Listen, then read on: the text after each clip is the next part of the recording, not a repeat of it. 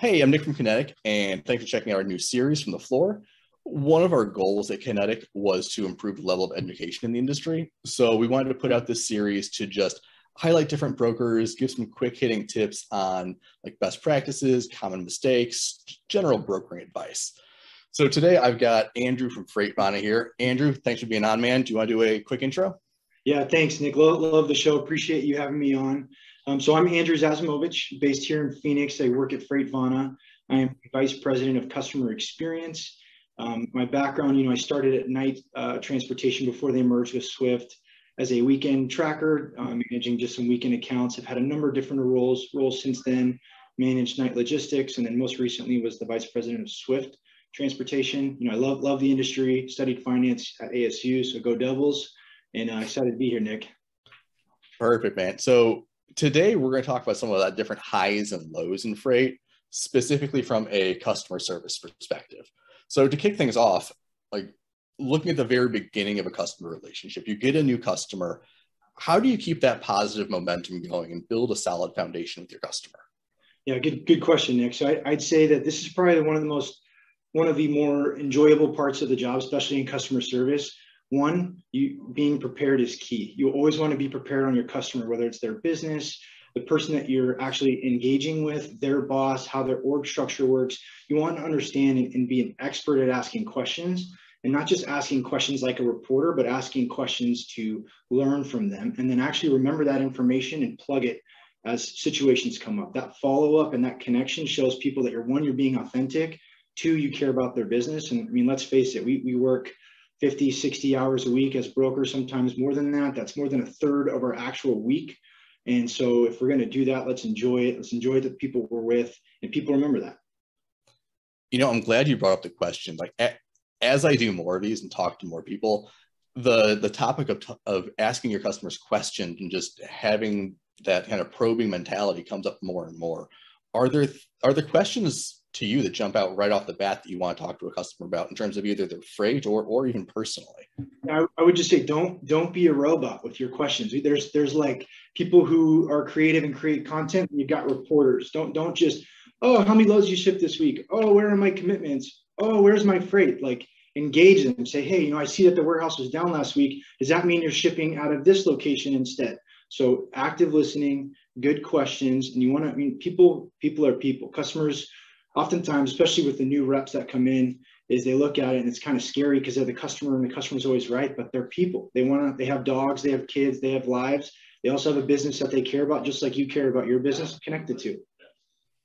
Yeah, I'll tell you an anecdote. When I first started in freight, like Ryan Schreiber was my manager at the time, and I have a tendency to be way too businesslike. I'm very formal. I come from kind of that background.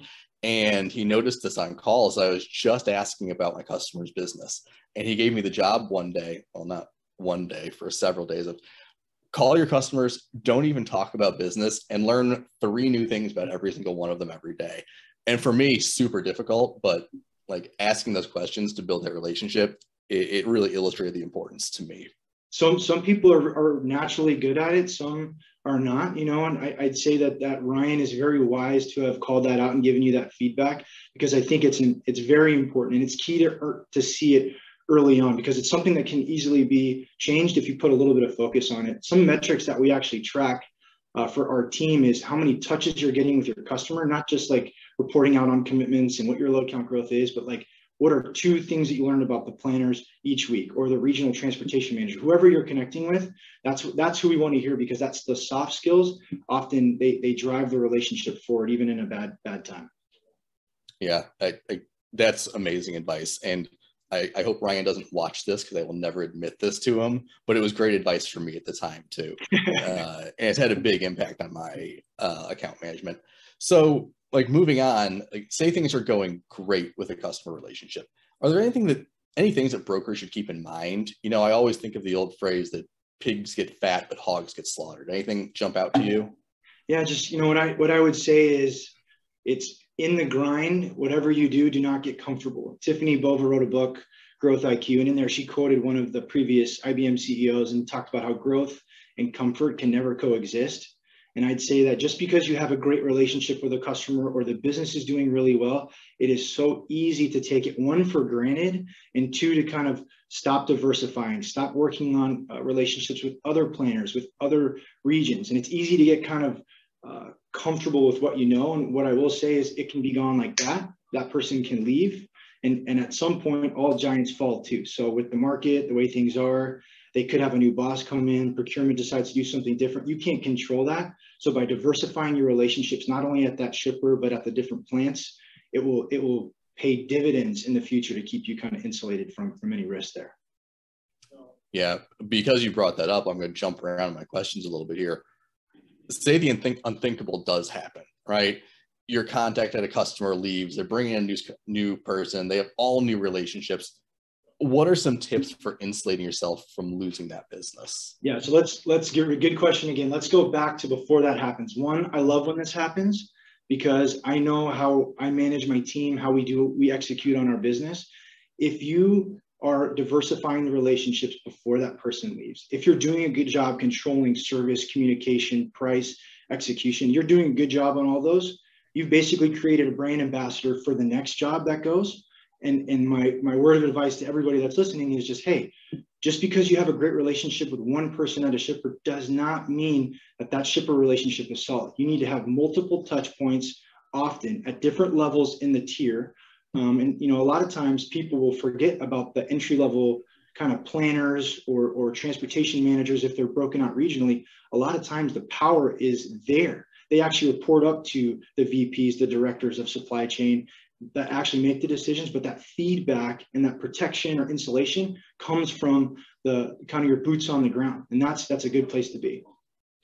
Yeah, I like that. And I talked to Shannon the other day also from Freight Founding. He mentioned some of that as well. Tell me more, like you brought the term brand ambassador. I guess tell me more about what you mean by that. Yeah, so if you're doing a good job and you are an expert at your business, and I'd say it's important to do the small things really well. So we talk about being a broker, it's hard. Nights and weekends, tough, right? Like getting phone calls all day, like can't take a lunch break. Being available and doing the small things right and always being authentic, always being honest with your customer, they remember that. And so when they go somewhere else, they remember, one, your hustle, your grit, how good you were at communication, and what your execution was like. They also know that they're not going to get fleeced if they trust you. And so they're basically carrying on all of what you would want for your brand into their new company. And I think for us, it has been, especially as a startup, right? We are a growing startup here in Phoenix in a very competitive industry, but a number of us worked for some of the largest truckload carriers in the country and built relationships and a foundation with those people at different shippers that kind of gave us, they became a brand ambassador for our new brand that we were building, which has been exciting and really it's been a blast, Nick.